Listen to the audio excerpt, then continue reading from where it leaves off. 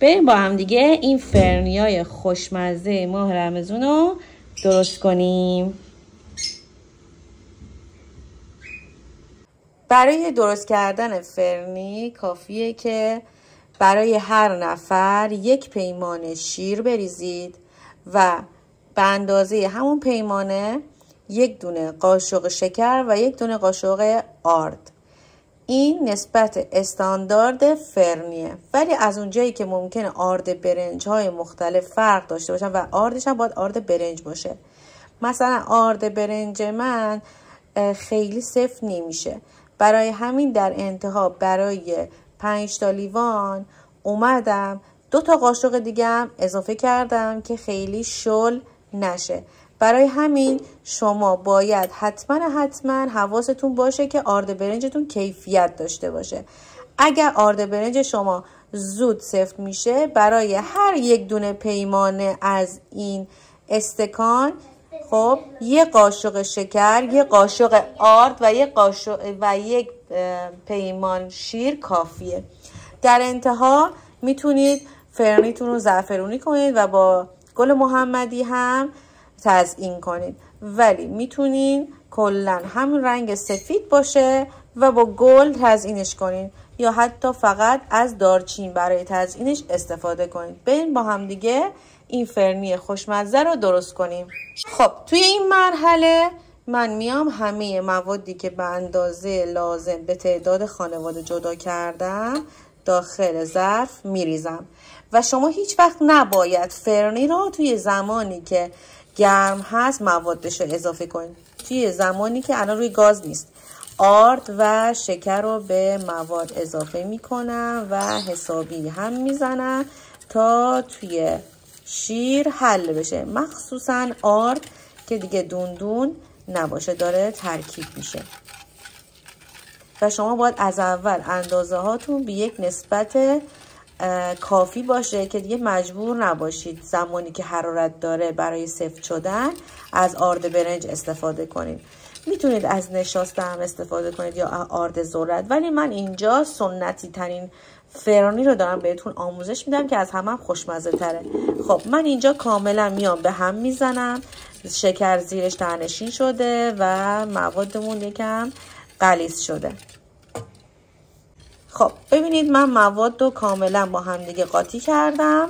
الان آماده است که بذارمش روی گاز. این گلابی هم که داریم الان اضافه نمی کنیم که اتروبوش از دست نره. زمانی که فرنی به اون قوامی که باید برسه رسید اضافه می کنیم که بهتون نشون میدم. خب گذاشتمش روی شعله گاز. این دونایی که دارید ببینید مال خود برنجه و برنج محلی کیفیتش خیلی بیشتر از برنجای دیگه است. اگر خودتون برنج محلی رو ببرید آسیاب کنید اون فرنیتون خوشمزه تر میشه تا اینکه از بازار آمادش رو بخرید. حالا من اینو آروم هم میزنم و هیچ وقت رهاش نمی کنم برم استراحت کنم بذارم خودش گرم شه، چون به محض اینکه از زیر گرم بشه اون آردایی که ریختیم داخلش از زیر میچسبه و گوله میشه و میسوزه. برای همین شما وقتی فرنی درست میکنید باید از زمانی که میذارید روی شعله یک سره هم بزنید و هیچ وقت اونو رها نکنید، چون فرنیتون خیلی زود خراب میشه.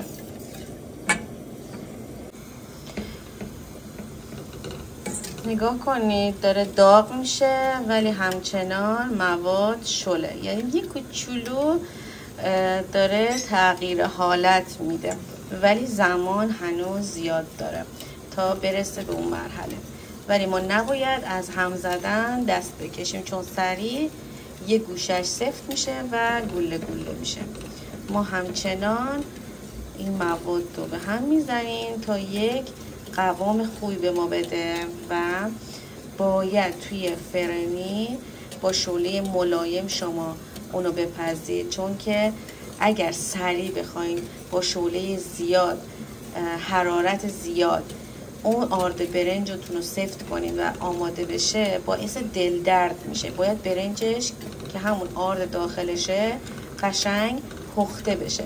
وقتی شما با شعله ملایم میپزین زمان بیشتری میذارید، به جای 10 دقیقه 1 رو وقت میذارید، یه رو 20 دقیقه، اون فرنی سالمتر و خوشمزه تره.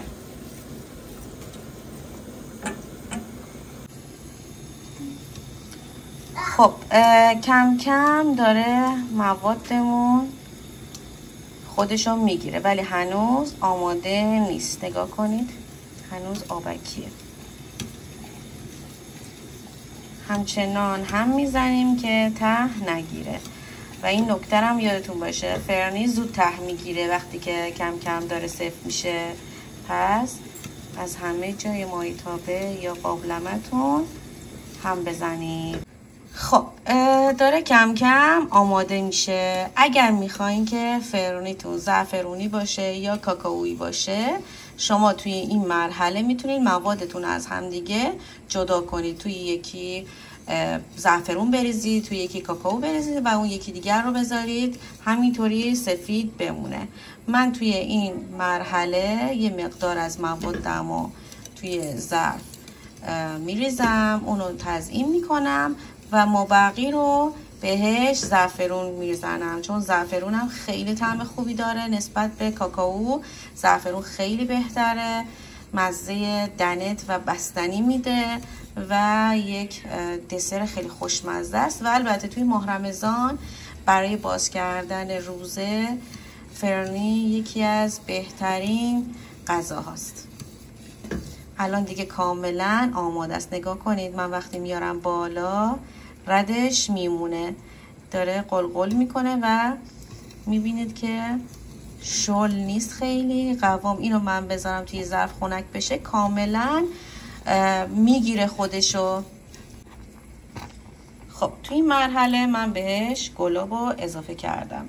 مقدار گلاب دست خودتونه، ولی اگر قرار شما موادتون رو از من شلتر بردارید پس گلاب زیاد باز دوباره اونو رقیق ترش میکنم. من چون مواد رو بیشتر سفت میکنم اینجا میذارم که بیشتر ببنده، نصف استکان یعنی همون پیمانه خودم گلاب اضافه کردم که خوش عطرتر و خوشمزه تر بشه. خب یه 2-3 دقیقه که هم بزنم بعد میرم سراغ جدا کردن مواد ساده و زعفرونی. من چند تا از پیمانه ها رو الان پر میکنم.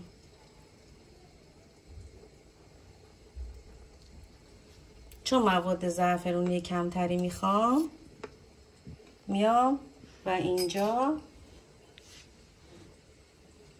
زعفرون اضافه میکنم و زعفرونم به اندازه‌ای باشه که باز به دلخواهتون باشه. نگاه کنید من اینجا دارم هم میزنم، رنگش هنوز دلخواه من نیست. اینجاش هم بعد با یه لیسک درست میکنم، الان نمیشه. شما زعفرونی که آب کردین میاین و بهش اضافه. این رنگ الان یه رنگ خوش رنگه. من اینو میذارم روی گاز، یه دقیقه هم اینطوری هم میذارم و بعد دوباره توی ظرفایی که قراره سرو بشه میریزم.